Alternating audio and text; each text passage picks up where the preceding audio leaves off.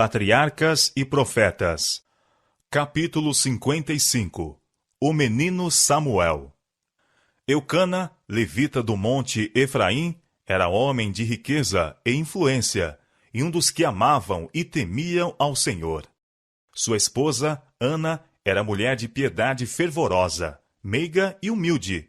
Distinguia-se o seu caráter por um grande ardor e fé elevada. A bênção tão ansiosamente buscada por todo o hebreu era negada a este bom casal. Seu lar não se alegrava com vozes infantis, e o desejo de perpetuar seu nome levou o esposo, assim como havia levado muitos outros, a contrair um segundo casamento. Mas este passo, motivado pela falta de fé em Deus, não trouxe felicidade. Filhos e filhas foram acrescentados à casa, mas a alegria e beleza da sagrada instituição de Deus foram mareadas e interrompera-se a paz da família. Penina, a nova esposa, era ciumenta e dotada de espírito estreito, e conduzia-se com orgulho e insolência. Para Ana, parecia a esperança estar destruída, e ser a vida um fardo pesado. Enfrentou, todavia, a prova com resignada. Eucana observava fielmente as ordenanças de Deus. O culto em Silo ainda era mantido, mas por causa de irregularidades no ministério, os serviços dele, Eucana, não eram exigidos no santuário, a que, sendo ele levita, deveria comparecer. Contudo, subia com sua família para adorar e sacrificar nas reuniões aprazadas. Mesmo entre as solenidades sagradas ligadas ao serviço de Deus, intrometia-se o mau espírito que lhe infelicitava o lar. Depois de apresentarem as ofertas em ações de graças, toda a família, segundo o costume estabelecido, unia-se em uma festa solene, mas prazenteira.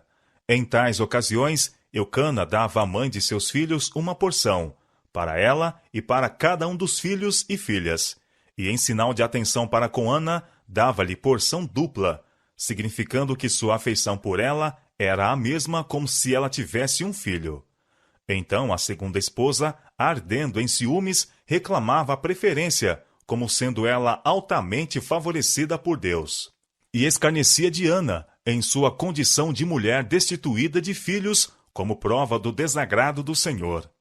Isto se repetia de ano em ano, até que Ana não mais o pôde suportar. Incapaz de ocultar sua mágoa, chorou sem constrangimento e retirou-se da festa. Seu marido debalde a procurou consolar. — Por que choras? E por que não comes? E por que está mal o teu coração? Disse ele. — Não te sou eu melhor do que 10 filhos? Ana não proferiu censura alguma. O fardo que ela não podia repartir com amigo algum terrestre, lançou-o sobre Deus. Ansiosamente, rogou que lhe tirasse a ignominia e lhe concedesse o precioso dom de um filho para o criar e educar para ele. E fez um voto solene de que, se seu pedido fosse satisfeito, dedicaria o filho a Deus, mesmo desde o seu nascimento. Ana tinha se aproximado da entrada do tabernáculo, e na angústia de seu espírito, orou e chorou abundantemente. Contudo, entretinha em silêncio comunhão com Deus, não proferindo nenhuma palavra. Naqueles tempos ruins, tais cenas de adoração eram raramente testemunhadas. Festins irreverentes e mesmo embriaguez eram coisas comuns, mesmo nas festas religiosas. E ali, o sumo sacerdote, observando Ana, supôs que estivesse dominada pelo vinho. Julgando administrar uma repreensão merecida, disse com severidade: — Até quando estarás tu embriagada? Aparta-te de ti o teu vinho.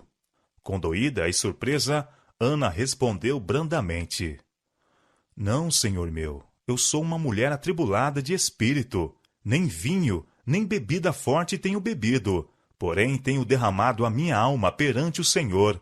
Não tenhas, pois, a tua serva por filha de Belial, porque da multidão dos meus cuidados e do meu desgosto tenho falado até agora. O sumo sacerdote ficou profundamente comovido, pois era homem de Deus, e em lugar de repreensão, proferiu uma bênção. Vá em paz, e o Deus de Israel te conceda a tua petição, que lhe pediste. A oração de Ana foi atendida. Recebeu a dádiva que tão fervorosamente havia rogado. Olhando para o filho, chamou-o Samuel, pedido a Deus. Logo que o pequeno teve idade suficiente para separar-se de sua mãe, ela cumpriu seu voto. Amava o filho com toda a devoção de um coração de mãe. Dia após dia, observando suas faculdades que se expandiam e ouvindo seu balbuciar infantil, cingia-o mais estreitamente em suas afeições. Era seu único filho, uma dádiva especial do céu, mas recebera-o como um tesouro consagrado a Deus e não queria privar o doador daquilo que lhe era próprio. Mas uma vez Ana viajou com o esposo para Silo e apresentou ao sacerdote, em nome de Deus, sua preciosa dádiva, dizendo: Por este menino orava eu, e o Senhor me concedeu a minha petição que eu lhe tinha pedido. Pelo que também ao Senhor eu o entreguei por todos os dias que viver. Ele ficou profundamente impressionado pela fé e devoção desta mulher de Israel. Ele próprio, pai, por demais condescendente, ficou atemorizado e humilhado vendo o grande sacrifício desta mãe, separando-se de seu único filho, para que o pudesse dedicar ao serviço de Deus. Sentiu-se reprovado pelo seu amor egoístico e, com humilhação e reverência, prostrou-se perante o Senhor e adorou. O coração da mãe encheu-se de alegria e louvor, e ela almejava extravasar sua gratidão a Deus. O espírito de inspiração lhe sobreveio, e orou Ana e disse: O meu coração exulta ao Senhor. O meu poder está exaltado no Senhor. A minha boca se dilatou sobre os meus inimigos, porquanto me alegro na tua salvação. Não há santo como é o Senhor, porque não há outro fora de ti, e rocha nenhuma há como o nosso Deus. Não multipliqueis palavras de altíssimas altivezas, nem saiam coisas árduas da vossa boca, porque o Senhor é o Deus da sabedoria, e por ele são as obras pesadas na balança. O Senhor é o que tira a vida e a dá, faz descer a sepultura e faz tornar a subir dela.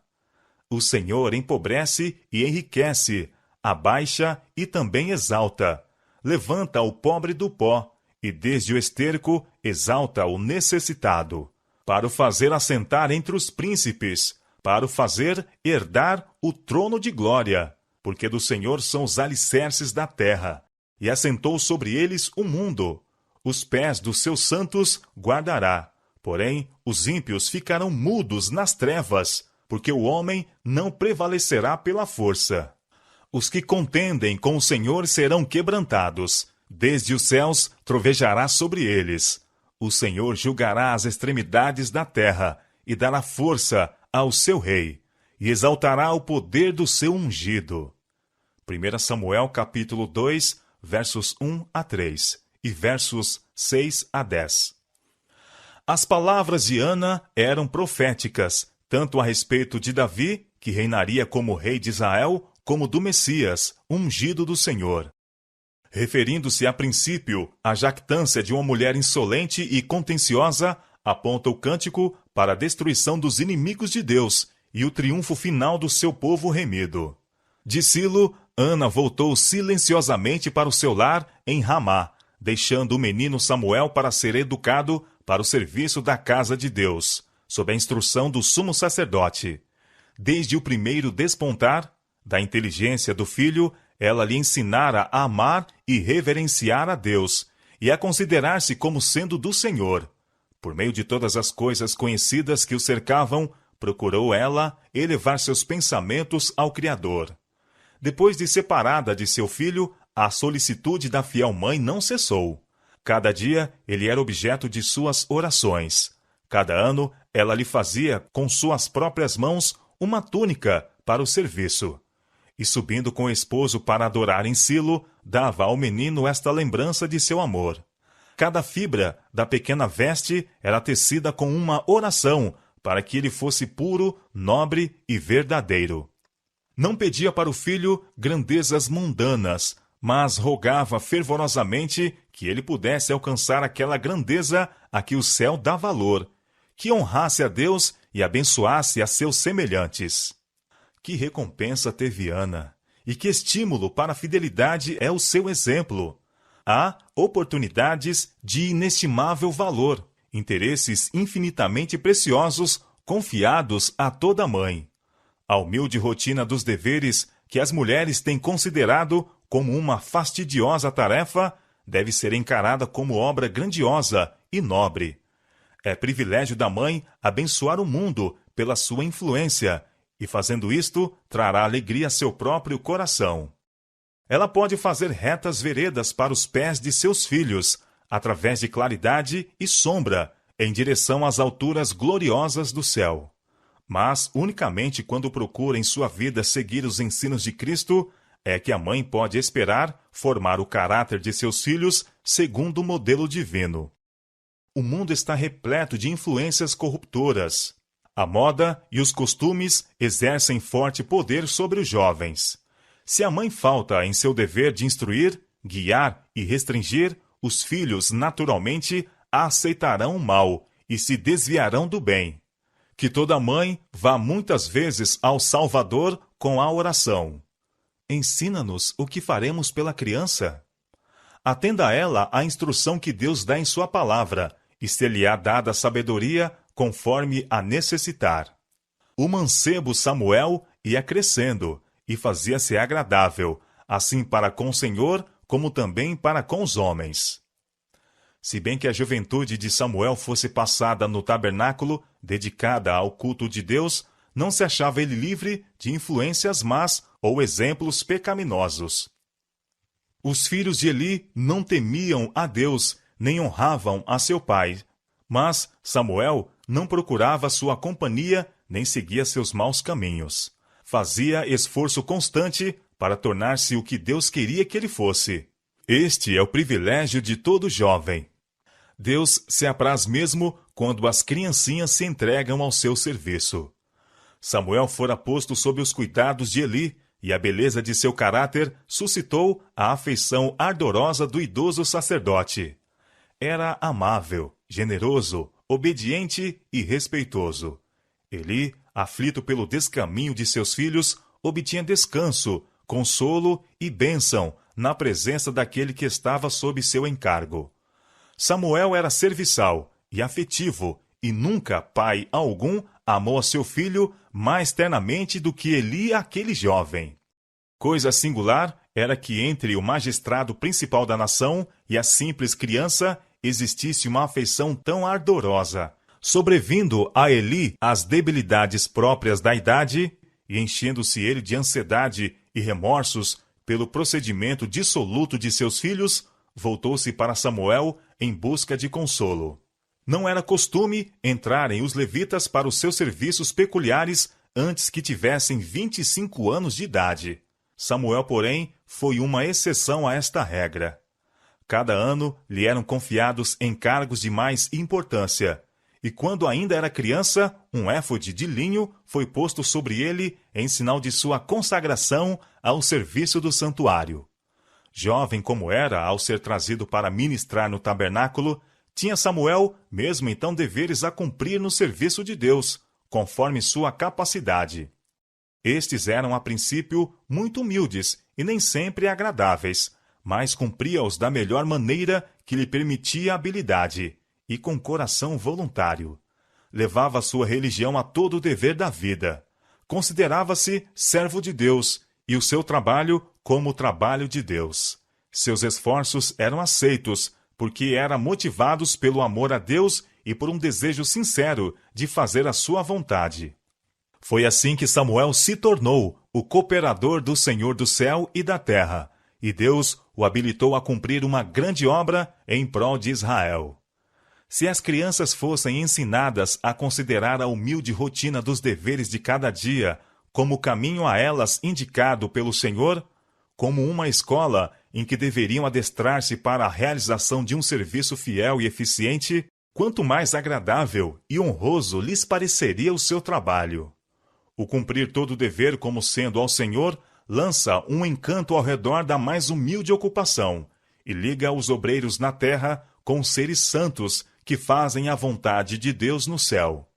O bom êxito nesta vida e no ganhar a vida futura depende de uma atenção fiel e conscienciosa às coisas pequenas. Vê-se a perfeição nas menores obras de Deus, não menos do que nas maiores. A mão que elevou os mundos no espaço é a mesma que fez com delicada perícia os lírios do campo. E assim como Deus é perfeito em sua esfera de ação, devemos nós ser perfeitos na nossa. A estrutura simétrica de um caráter forte e belo é erigida pelos atos individuais do dever. E a fidelidade deve caracterizar nossa vida nos seus mínimos pormenores, bem como nos máximos. A integridade nas pequenas coisas, a realização de pequenos atos de fidelidade e pequenas ações de bondade alegrarão a senda da vida. E quando terminar a nossa obra na terra, verificar-se-á que cada um dos pequenos deveres, fielmente cumpridos, exerceu uma influência para o bem, influência esta que jamais poderá perecer. A juventude de nossos tempos pode tornar-se tão preciosa à vista de Deus como foi a de Samuel. Mediante a fiel manutenção de sua integridade cristã, podem os jovens exercer forte influência na obra de reforma. Necessita-se de tais homens neste tempo. Deus tem uma obra para cada um deles. Jamais alcançaram os homens maiores resultados em favor de Deus e da humanidade do que os que podem ser conseguidos em nosso tempo por aqueles que forem fiéis ao encargo que Deus lhes confiou,